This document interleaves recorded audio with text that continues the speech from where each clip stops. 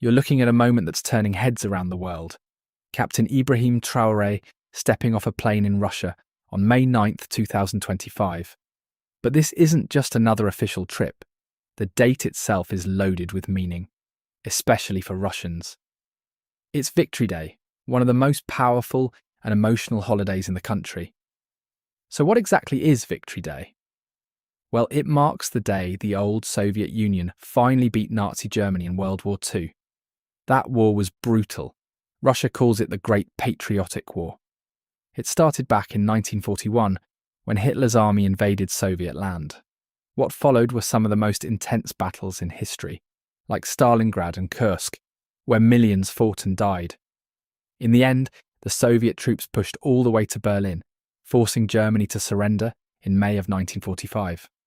More than 20 million Soviet lives were lost. Soldiers, mothers, children. The pain was everywhere. So every year on May 9th, Russia stops to remember them. It's not just about looking back, though.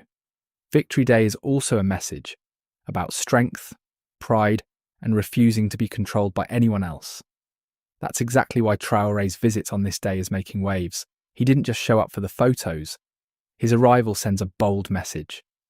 Burkina Faso and Russia are growing closer. And it's not just about shaking hands. It's about something bigger. It's about countries like Burkina Faso stepping away from old colonial shadows and building new friendships based on respect, strength, and shared goals. For Russia, having Traoré there isn't just a nice gesture. It shows that even as the world changes, some nations are choosing to link arms in new ways. And for Africa, especially a leader like Traoré, this trip says loud and clear, we're not waiting for permission anymore. Now back to the roots of the day. When Victory Day was first celebrated in 1945, it was pure joy, people dancing in the streets, hugging strangers. But it wasn't until 1965, under Soviet leader Leonid Brezhnev, that it became an official public holiday. That's when the big Red Square parade started. Tanks rolling, jets soaring, soldiers marching, all showing off national pride and power.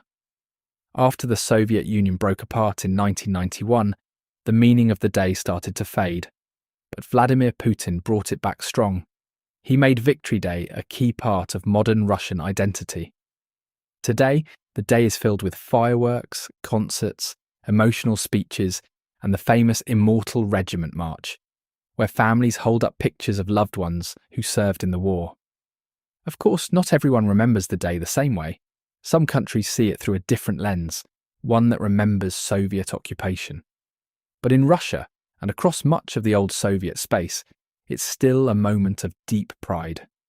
And now, in 2025, with Captain Traoré standing in Moscow, on this powerful day, Victory Day takes on a new meaning. It's not just about history anymore, it's about the future.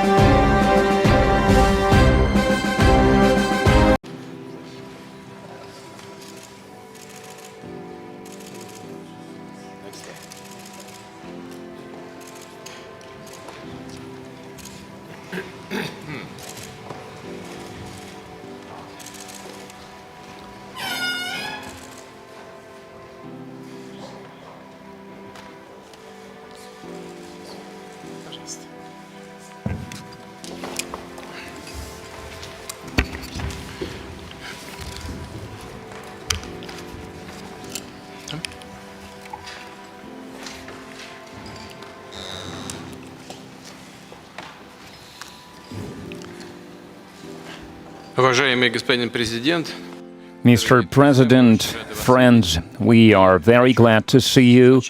And first of all, I would like to thank you once again for making this decision to participate in the commemorative events to honor the 80th anniversary of the victory in the Great Patriotic War.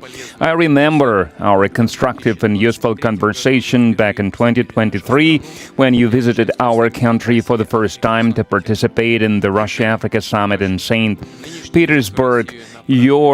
This time, your visit to Russia to celebrate the 80th anniversary of the victory is a great symbol, and it reflects the friendly character of relations between Burkina Faso and Russia. And I would like to mention your contribution, your country's contribution to defeating German Nazism and its allies. Some 30,000 Burkinabe fought with the anti-Hitler coalition forces under the guidance, under the leadership of legendary Frenchman Charles de Gaulle. And now we are united by our joint goal to fight against terrorism and extremism, and we will continue to support the Republic and restoring constitutional and lawful order, to fight against unlawful factions that are still operating in some parts of Burkina Faso. In recent years, we have accomplished great progress in mutually beneficial cooperation in various fields. In the end of 2023, after more than 30 years of hiatus, the embassy of Russia in Ouagadougou was turned operational again. And the economic operation is also important, even if trade is modest. It's growing, which is a good trend, and we need to preserve it. And we will continue to work together on further strengthening our economic ties and diversify further our trade cooperations. And it was useful to hold economic days of Burkina Faso in Russia that were held in 2024. And it was attended by the high-level Burkinabe delegation led by the Deputy Prime Minister, and we are working now on establishing intergovernmental commission. We have already established a working group to look into that matter, and we will continue to support your country in training personnel in 2024 and in 2025. The quota of Russian state scholarship for Burkinabe nationals was more than doubled, and this year we are ready to receive 27 more students from your country at the state's expense, and in total more than 3,500 Burkinabe received higher education in Russia. Cultural and humanitarian ties also play an important part, and it is assisted by the Russian house that is operating in Ouagadougou since 2024. In particular, they are teaching Russian language there. There is a great potential in cooperation in the field of healthcare and sanitary regulations. Recently, on April 24-25, Madam Popova visited Ouagadougou and discussed the development of scientific and research infrastructure and training of personnel. We also prioritize humanitarian support for Burkina Faso. Last year, we allocated 25,000 tons of wheat free of charge, and this month we are going to send a large supply of other food products to Ouagadougou. We appreciate the support from Burkina Faso and many international platforms, including the UN and other multilateral platforms. A useful format of cooperation is the consultations between Russia and Sahel States Confederation. April this year, such a session was held in Moscow with foreign ministers. There are good prospects in many areas, and we will have a chance to discuss some of them today. Thank you for your attention. Thank you very much. Congratulations, Mr. President. I hope I pronounced my felicitation properly. For me, it was an honor to be part of these commemorative events devoted to the great victory anniversary, and I would like to thank you for inviting us. It's It was a great honor for us. And I need to say that during this visit, I learned a lot. I learned a lot about culture, about history, that laid the foundation of the resistance of the Russian people, of its struggle. I learned of sacrifices your people made, and due to these sacrifices, we are free now. And I would like to thank you once again for this invitation, and this meeting allows us to think about what's happening in the world today and to think about the prospects as well. The obstacles that we can see today must not stop us. These obstacles, in some way, they are even an advantage, because despite all the sanctions that were imposed on the Russian Federation by many states, Russia is still holding the leading position internationally, and we understand this, we understand how difficult it is.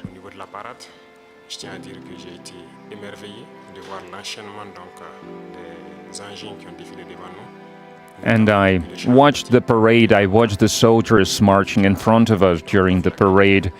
I saw the equipment, including the tanks that from the times of World War II, and I saw the modern equipment, and we would like to see the cooperation between our countries developing rapidly, developing swiftly, and acquire new shapes and forms.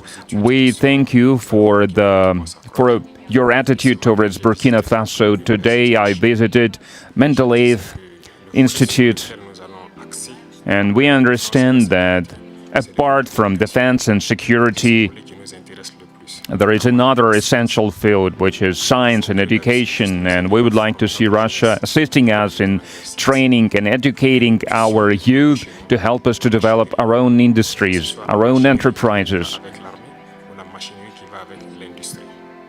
Machinery, other types of manufacturing, because it's very important for Africa.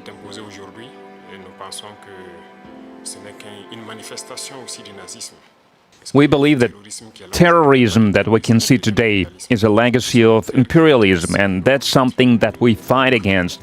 If we put an end to this war, if we have a strong army, then we can develop our motherland. This is why we continue to fight. That is why we have this struggle. That's why it's important to train personnel, to educate people. In Africa, Africa needs a lot when it comes to equipment, when it comes to technology and machinery, and there are a lot of expectations in this regard. And that's why we still need to do a lot, we need to work a lot, and we would like to request an assistant, and the most important thing you can help with is this exchanges, transfers of technology, exchange of experience. We need to understand how